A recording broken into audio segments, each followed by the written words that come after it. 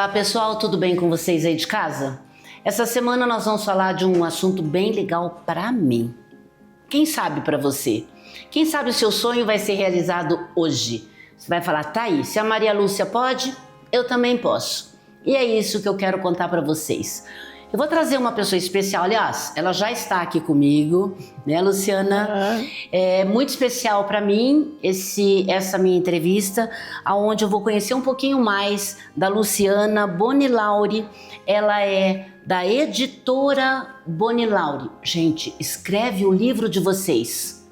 Garanto que ela vai fazer aí esse livro ser um best-seller. Quem sabe? Tudo bem com você?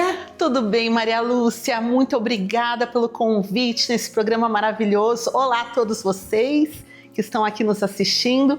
E é um privilégio fazer parte desse programa e um pouquinho da tua história agora. Exatamente. Nós que agradecemos, porque eu acho, sempre eu comento com o meu público que falar de alguma coisa que eu tenho vontade, que eu faço desse sonho virar realidade, né? Não levar só doenças e problemas, mas por que não levar alegria? Aliás, nós precisamos disso. E eu acho que hoje, você ser dona de um livro, né? Eu escrevi um livro, mesmo que seja aí 30 páginas, 10 páginas, não importa, mas uma história de vida que vai perpetuar.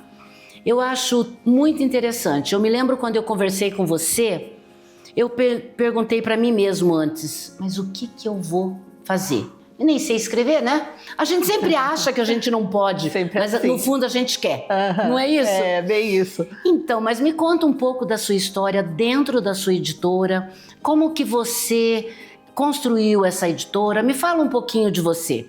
Bom, falar um pouquinho dessa jornada é um privilégio também, porque eu sou escritora. Em 2014 eu escrevi meu primeiro livro, Quando o Mundo Cai ao Meu Redor, que é sobre como aprender com sofrimento, sobre depressão. E no primeiro ano foram vendidos mais de 3 mil livros. Só que eu fiz por uma grande editora, que na verdade não me ajudou em nada, nem revisão eu tive do meu livro. E na época eu paguei uma pequena grande fortuna, mesmo com muita dificuldade, mas era um sonho. Então quando a gente tem uma história para contar que queima o nosso coração, eu sempre falo que Deus une propósitos. Sim. E um livro, ele pode unir um propósito do autor com alguém que a vida dessa pessoa, depois que pega as páginas daquele livro, nunca mais se torna a mesma. E o que aconteceu com esse livro? Eu vi a luta que o escritor passa nesse país. Meu Deus, que dificuldade! E eu comecei eu sempre falo que a formiguinha da escritora me picou, porque eu comecei a escrever mais e outros livros, e eu pensei, eu preciso me aperfeiçoar nesse mercado literário para entender sobre isso, até sobre contratos, e eu comecei a prestar serviço para autores. Você sabe que eu tenho uma casa de repouso, né? Então às vezes eu fico pensando, meu Deus, quantas histórias tem aqui? Sim. Quantas alegrias, quantas tristezas, quanto essas pessoas poderiam ajudar outras que estão passando pelo mesmo problema ou até pior. É verdade. Né? Lendo um livro dessa pessoa que está aqui. Mas é tão intocável às vezes, é um sonho que você não tem muito quem vai alavancar, né? Os sonhos deveriam ser contados e de repente Deus aí coloca uma pecinha e fala assim, olha, eu vou ajudar. Sim. E eu vou lá, eu vou dizer, né? Então eu acho que é assim que você consegue essas pessoas, não é? Sim, e também um livro, eu vou responder essa tua pergunta, mas deixa eu só complementar uma outra situação antes. Quando eu escrevi meu primeiro livro, eu tinha passado pela perda de um bebê, eu estava grávida e eu estava começando a entrar em depressão, e como se eu ouvisse a voz de Deus falando no meu coração, escreva sobre depressão. E eu comecei a escrever para mim. E eu não imaginei que ia tocar tantas pessoas. Então, quando você escreve um livro, ele fica, é como se fosse algo terapêutico, que ele traz uma cura emocional para você também, além de ajudar outras pessoas. Com certeza. Né? Mas sobre isso que você perguntou, quando a gente... Meu Deus, como é lindo publicar um livro, o nascimento de um filho. Eu sou uma parteira literária, porque eu vejo... Parteira literária. Que eu vejo cada livro como um filho. Do mesmo jeito que teu filho é único para você, um livro também é único, porque o livro vai ter as tuas características, do teu jeito, da tua maneira, e eu trago à luz o nascimento desse sonho, desse filho-livro. Mas na realidade eu fico preocupada com uma coisa, o livro é meu, a história é minha, quer dizer, a história é minha. Sim. Como que você consegue penetrar para entrar nessa história e converter essa história num livro, porque ele também tem que chamar atenção. Sim. Né? Às vezes você tem uma linda história, mas não sabe aplicar aquelas palavras. Como que você faz isso? Você lê tudo? Sim, eu leio tudo e eu tenho alguns leques de serviço que eu presto para os meus autores, que é uma leitura crítica. Então, por exemplo, quando um livro vem pronto para mim, eu faço uma análise parágrafo a parágrafo, dizendo, olha, aqui não tá legal, vamos trocar esse capítulo de lugar, vamos mudar o personagem quando é uma ficção, quando é uma biografia, eu coloco técnica, porque eu fiz vários cursos, pós-graduação, sou jornalista, sou tradutora, então eu fiz, inclusive um dos cursos que eu fiz foi com o Renato Modesto, que era da novela Araguaia, sabe aquele roteirista? Uhum. E depois ele foi para Record com Os Caminhos de Jesus, aquela série, e é maravilhoso esse curso que eu fiz com ele. Então, o autor, ele não precisa chegar para mim com técnica nenhuma, a obrigação da editora de ter uma técnica, né? Então, eu faço toda essa leitura crítica, eu avalio o conteúdo do livro. Então, se você que está aí nos assistindo, você tem uma ideia no teu coração, mas talvez você diz, mas eu nem escrevi, só tô com a ideia. A gente tem um serviço que se chama Ghostwriter. Você transforma. A gente transforma. Eu faço uma entrevista, pode ser por áudio, ou escrita, ou no WhatsApp, de uma maneira bem simples. Depois a gente vai falar essa história aí. Muito bom. Mas me conta, estar à frente, né, de uma editora que você montou, que você tem uma certa exigência dentro dos seus autores, dentro do que vai ser falado, você deve fazer uma comparação ou uma procura de alguma coisa, poxa, esse aqui vai dar melhor. Você chega a falar para os seus autores que esse livro não é tão bom quanto ele espera? Sim, quando ele me pede a leitura crítica, eu sou muito sincera. Eu acho que tem que ter. Eu falo mesmo, até antes de contratar esse serviço, eu já explico para quem me pede. Olha, eu vou ser extremamente sincera, porque talvez você não goste, talvez não precisa nem usar a alteração que eu sugiro. Mas eu sou sincera, eu tenho que falar, é minha obrigação para ajudar o autor. Eu acredito que sim. Uhum. E no longo dessa caminhada toda aí, quantos anos já se faz? Fez agora em setembro 5 anos. É uma criancinha ainda. E o que você já fez, que você pode nos contar, que já tem uma projeção mundial? Uhum. Você sabe que quando a gente faz aquilo que ama, realmente eu gosto de falar que a gente tem um favor de Deus sobre a nossa vida. Então Deus está disposto a abençoar cada profissional, porque todos nós temos talentos, todos nós temos dons. E quando a gente é apaixonado por aquilo que a gente faz, Deus coloca uma pitadinha extra de favor. E já no primeiro ano da Editora Bonilaure, a gente ganhou o prêmio de literatura Macedo Miranda. Ano passado foram 9 prêmios internacionais na Europa pela Galeria SPT. E foi tão incrível. Um dos casos que assim me chamou muita atenção nesse tempo é de um autor maravilhoso, Jorge Colistetti. Um beijo para você, se você estiver assistindo a gente. Nós publicamos 3 livros dele, Recolhidas do Parto, Histórias de uma Família Real no Brasil e Tu Que Geninho. E um desses livros, ele ficou como paradidático em escolas em São Paulo, e o livro Recolhidas do Parto ganhou no passado com o melhor livro de literatura brasileira na Europa. E são livros maravilhosos. E quando ele chegou para mim, realmente ele chegou com essa dúvida, mas como que eu vou publicar esse livro? Será que vale a pena? Será que a minha história realmente merece, né, ser divulgada? E é maravilhoso. Quando eu vi assim, a genialidade da criação dele, só faltava a técnica. E aí entra a editora com a técnica. Bom, eu, para falar a verdade, eu tô com uma pontinha de inveja desse... Como é mesmo o nome do autor? O Jorge Colistete. Tô com inveja de você. Mas eu vou chegar lá. Vai sim, com certeza, vai. Se depender de mim, teu livro vai para a Europa, com certeza. Como eu comecei por acaso na Rede TV, né? Eu conheço há muito tempo a diretora, a Sônia Martins, e ela tem demonstrado ser uma âncora na minha vida nos momentos difíceis que eu tenho passado. E quando eu escuto ela falar, ai, Sônia, hoje eu tô assim, assado, tá? Ela fala, Maria Lúcia, Deus tem um propósito. E você precisa escrever essa tua história. Eu falei, não vou não.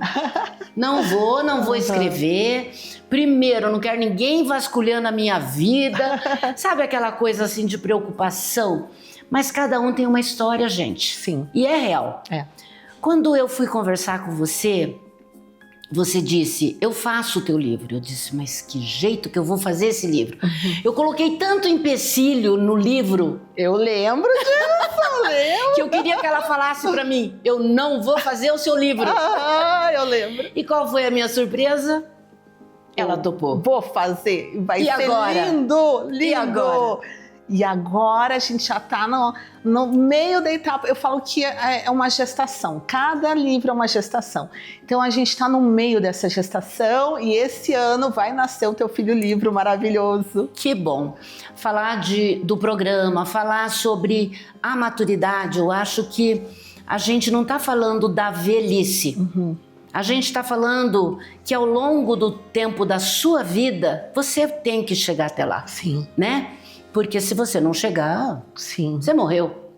Então, essas histórias que são contadas aqui, essa versão verdadeira, não são histórias criadas, né? São versões verdadeiras. São assuntos que eu consigo levar para o público de uma forma que eles aprendem.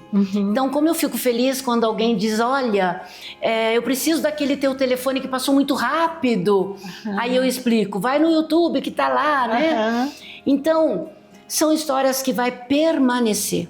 Sim. E por que não colocar num livro aonde você também possa fazer leituras? Hoje nós estamos com hábitos de só ver Instagram, Facebook, que é muito bom. E quando vê, né? Passou o dia, quando né? você vê, já passou o dia. E você, às vezes, não viu nada bom, nada importante.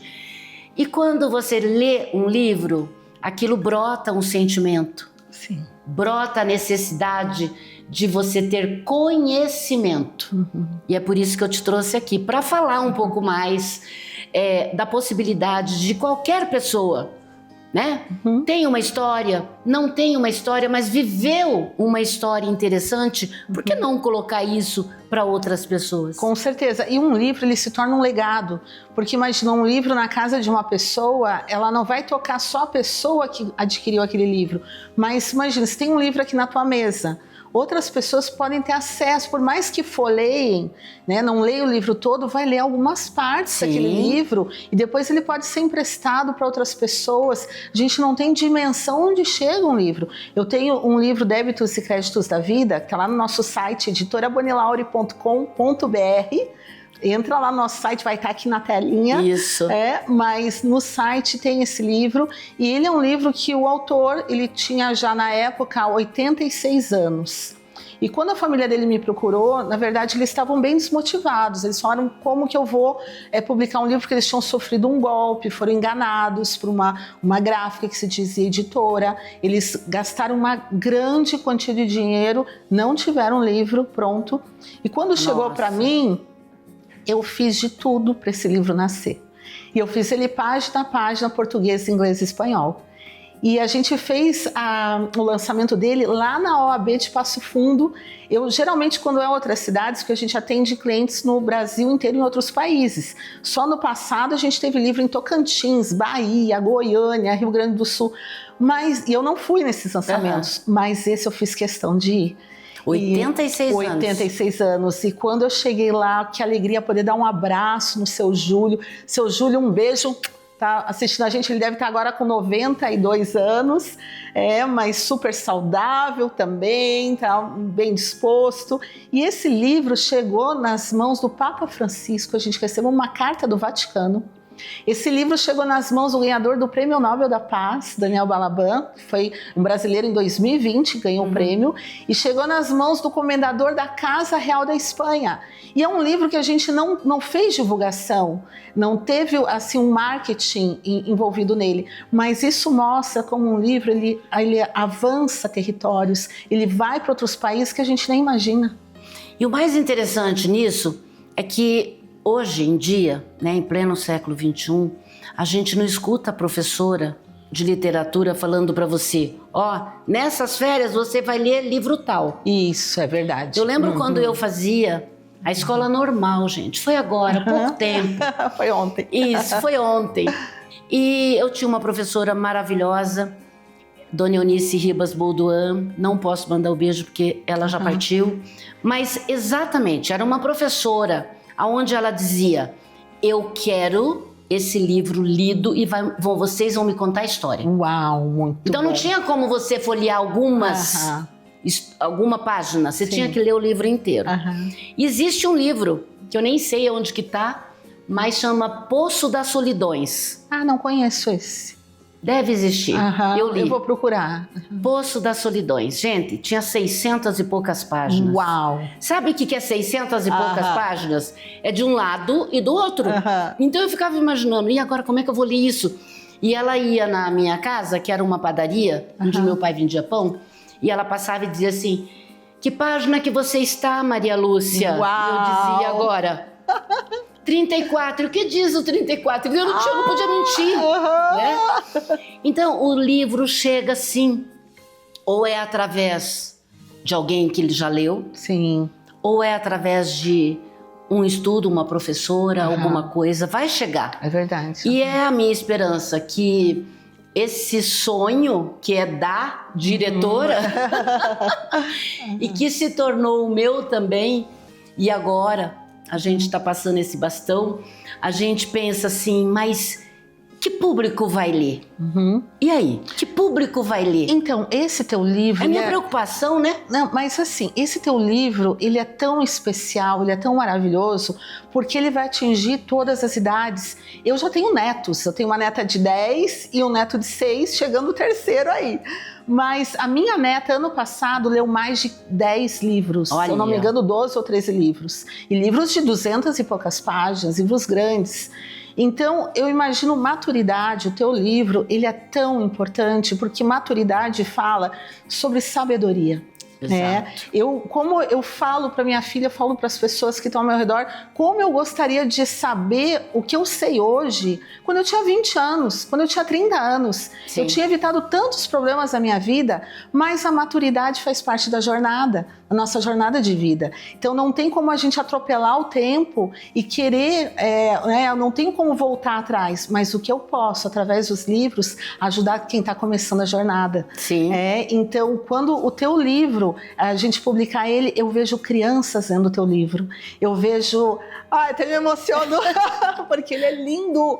Porque imagina, você falar sobre experiências tão importantes, né? Eu lembro do meu avô, da minha avó, como eu gostaria de dar um abraço neles novamente e não posso mais. Mas são histórias que vai sim. Mas eu posso contar a história deles. Eu tenho livros que eu conto a história da minha avó e do meu avô. E o teu livro, como ele pode ajudar tantas pessoas que às vezes estão passando por tantos dilemas, não sabem como lidar com o idoso, não sabem como lidar com situações da sua vida. E às vezes tem uma criança ali que quer ajudar o vovô, que quer ajudar o bisavô, e pega o teu livro e vai saber o que fazer.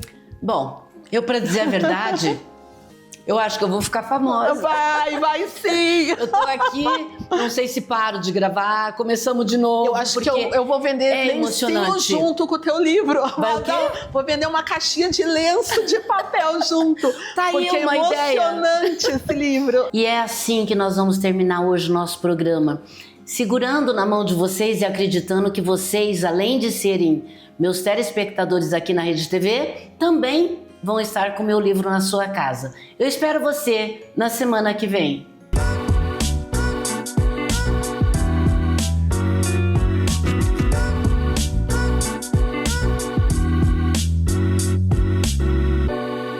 Olá, é muito bom estar com vocês novamente aqui na Rede TV, no programa Maturidade, nesse quadro que chama-se Mente em Foco. Gostaria de estar falando com vocês sobre alguns sinais de alerta sobre transtornos psiquiátricos e também quando não são sinais de alerta, para que você possa estar atento a isso, identificar e, quando julgar necessário, procurar um profissional da sua confiança, seja o psiquiatra, seja o psicólogo, né? Uma equipe da saúde mental. Então, o que a gente precisa saber? Ansiedade, sintomas depressivos, eventualmente quadros de insônia, isso pode ser normal. Quando isso será normal? Quando não te causa prejuízos significativos, não te causa um sofrimento significativo, faz com que você consiga ter sua vida normalmente e que não seja persistente também esses sintomas. Pois a partir do momento que se tornam persistentes, nós estaremos frente a alguns sinais de alerta onde nós precisamos estar mais atentos.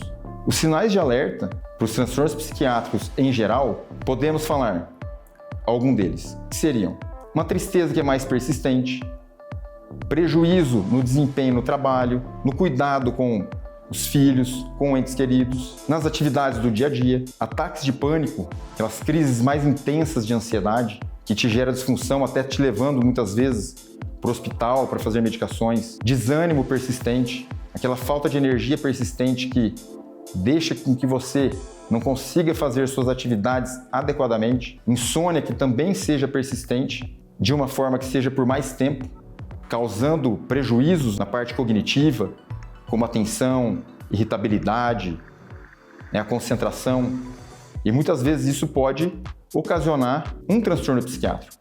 E frente a todos esses sinais de alerta, tenhamos outros também, é importante que, se você está diante disso, você procure um profissional da sua confiança, para que você seja avaliado. Caso tenha algum transtorno psiquiátrico como diagnóstico, saber que isso tem tratamento.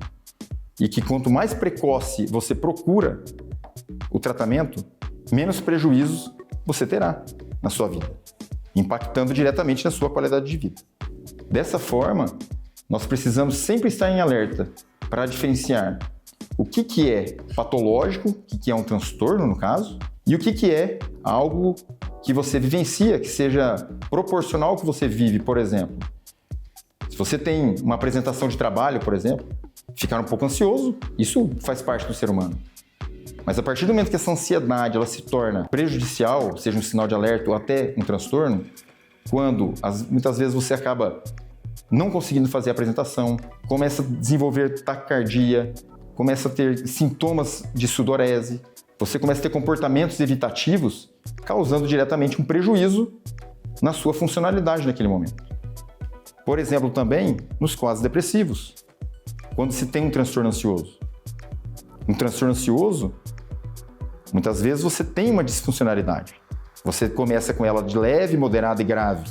Então você tem que estar alerta a isso, que tem sintomas persistentes de desânimo, tristeza, insônia, até irritabilidade, aquele humor deprimido, não de forma situacional, mas quando se tornam persistentes, ao menos 2 semanas, já se torna um sinal de alerta para que você possa investigar se isso é um transtorno ou se expondo a riscos para se desenvolver um transtorno depressivo. Claro que nós temos outros transtornos, né? Como transtorno bipolar, nós temos transtornos obsessivos compulsivos, transtorno de déficit de atenção e hiperatividade, temos o autismo, temos nas suas mais variadas formas de transtornos. As dependências químicas, seja por substâncias, né, psicoativas, no caso, cocaína, crack, maconha, as anfetaminas, né, LSD, né, os psicodélicos, o álcool. Então, nós temos que estar atento que grande parte das pessoas que têm essa dependência, muitas vezes seja também do jogo patológico, de vícios, né, em jogos de azar, as pessoas acabam se percebendo que não estão mais sob controle, muitas vezes já é tarde demais, que o prejuízo se tornou muito grande.